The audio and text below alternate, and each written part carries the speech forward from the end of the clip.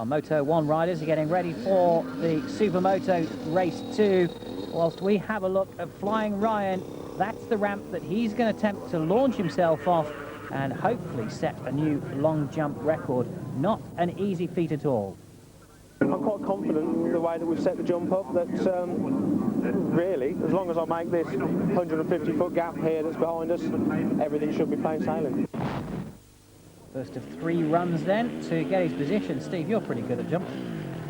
That's right. The ramp looks pretty small actually. I thought it looked much bigger for the distance that he's trying to go for.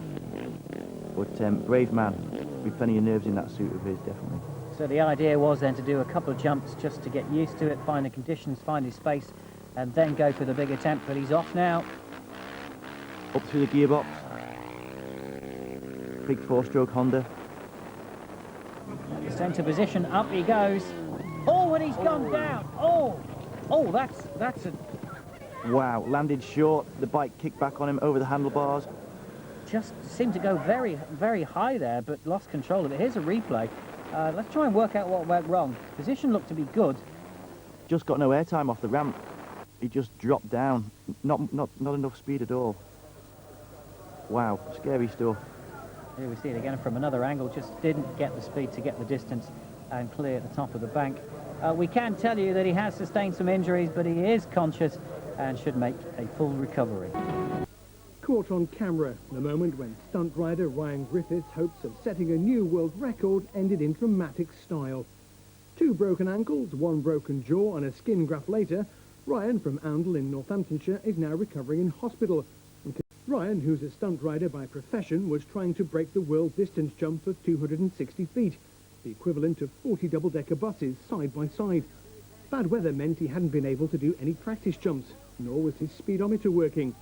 Looking back, he admits he's lucky to be alive.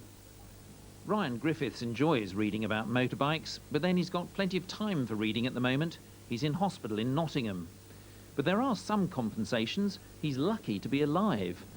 At the end of October, Ryan spent days building a ramp at Donnington Park racetrack in Leicestershire. His plan was to beat the world record with a jump of 260 feet. It was a completely new setup. It was a jump that nobody had ever jumped over before, nobody ever tried before. I'd got a ramp which is about 17 foot high, and I was going to jump over a big... At last, the big moment arrived. I hadn't had time to get the bike out and check the speedo, so as I actually rode down for my first jump towards the starting area where I was going to start off towards the ramp, found out that my speedo wasn't working. I knew in my head I had to hit the ramp at about 75 miles an hour to clear the gap. I thought I was doing 75 miles an hour when I hit the ramp, but it turns out I was probably doing about 65.